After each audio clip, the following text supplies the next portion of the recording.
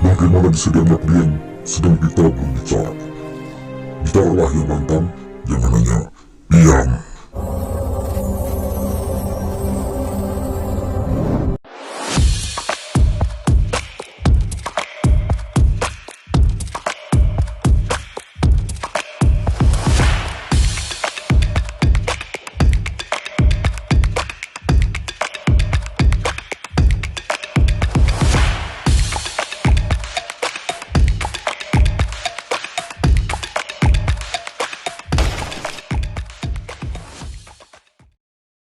Pada sebuah kesempatan di sebuah tempat yang bernama Rumah Nusantara, sekitar 15 tahun yang lalu, Mas Sawung Jabo pernah bertanya pada saya, "Buat kamu, oi itu keinginan atau kebutuhan?"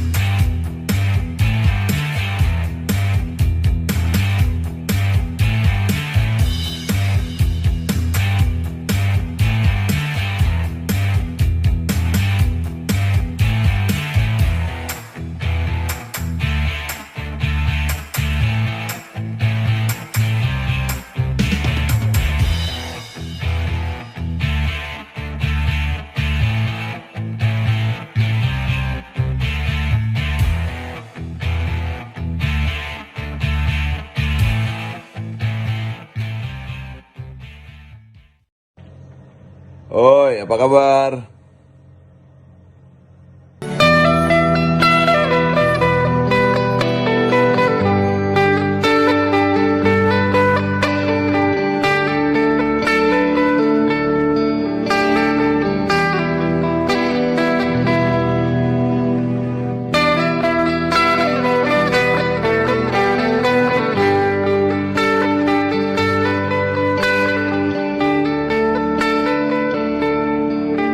sapaan Oi itu di mana-mana, di desa, di mana-mana lah gitu.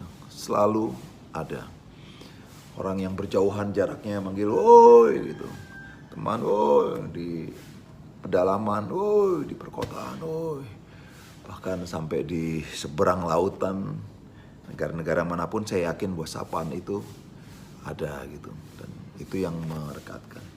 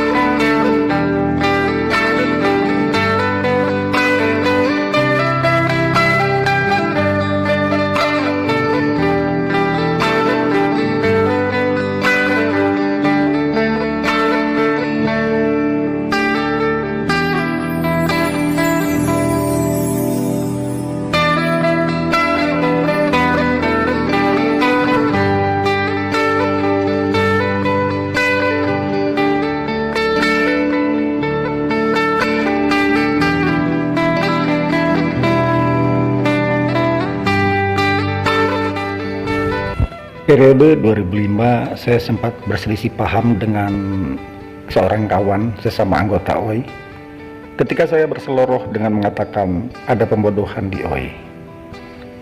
Adalah lumrah ketika kawan saya kemudian menjadi sinis dan bukan tanpa alasan menjadi sedikit marah terhadap ucapan saya tersebut.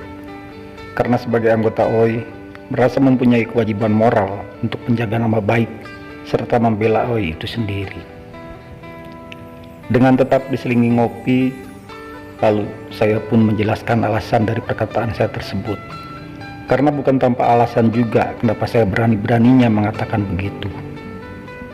OI itu adalah sebuah seruan untuk bersatu. OI itu bukan singkatan ataupun akronim. Ketika OI kemudian disebut sebagai orang Indonesia, artinya itu menjadi sebuah singkatan. Sementara aturan dari sebuah singkatan itu harus ditulis dengan penulisan huruf kapital. Seperti misalnya, Yayasan Orang Indonesia disingkat menjadi YOI ditulis dengan huruf kapital. Tentara Nasional Indonesia disingkat menjadi TNI ditulis dengan huruf kapital. Koperasi Unit Desa disingkat menjadi KUD ditulis dengan huruf kapital dan lain sebagainya. Sementara kalau OI yang notabene penulisannya dengan huruf O kapital dan huruf I kecil, bagaimana bisa menjadi sebuah singkatan dari kalimat Orang Indonesia? Itu sudah melanggar aturan dari penulisan singkatan atau menjadi sebuah kekeliruan. Apalagi untuk inisial nama, baik nama orang maupun negara dan beberapa hal yang lainnya, seharusnya ditulis dengan inisial huruf kapital. Dan ketika kekeliruan tersebut dibiarkan, apakah itu bukannya merupakan suatu kebodohan? Ini hanya sekedar opini peminum kopi ketika itu. Namun yang terlebih dari itu, sebagai anggota OI ada kekhawatiran tersendiri.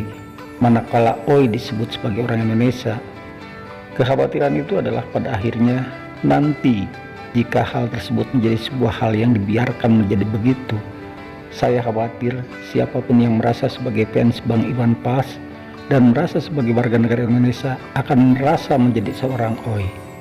Sementara tidak semua fan Iwan Fals adalah OI dan sudah pasti OI adalah fan Iwan Fals. Nyatanya kekhawatiran saya ketika itu belakangan memang terjadi adanya. Apapun yang akan terjadi, aku tak akan lari. Apalagi sembunyi, itu tak akan terjadi. Aku bangga menjadi OI. Salam OI. Puisiku bukan puisi, tapi katakanlah gelap yang berkeringat dan berdesakan mencari jalan. Ia tak mati-mati meski bola mataku diganti. Ia tak mati-mati meski bercerai dengan rumah dan ditusuk-tusuk sepi. Ia tak mati-mati. Telah kubayar apa yang dia minta. Umur, tenaga, luka. Kata-kata itu selalu menagih. Padaku ia berkata, kau masih hidup. Ya, aku memang masih utuh. Dan kata-kataku belum binasa. Karena kebenaran akan terus hidup, sekalipun kau lenyapkan. Kebenaran takkan mati, aku akan tetap ada dan berlipat ganda. Pada dasarnya saya tahu apa itu definisi keinginan dan apa itu definisi kebutuhan. Tapi sampai dengan saat ini saya belum bisa menjawab apa yang menjadi pertanyaan Mas Sawung Jabo ketika itu. Buat kamu, oh itu keinginan atau kebutuhan?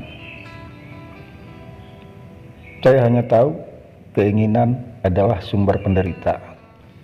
Dan kebutuhan kita sama-sama ingin disayang, sama-sama ingin menyayangi,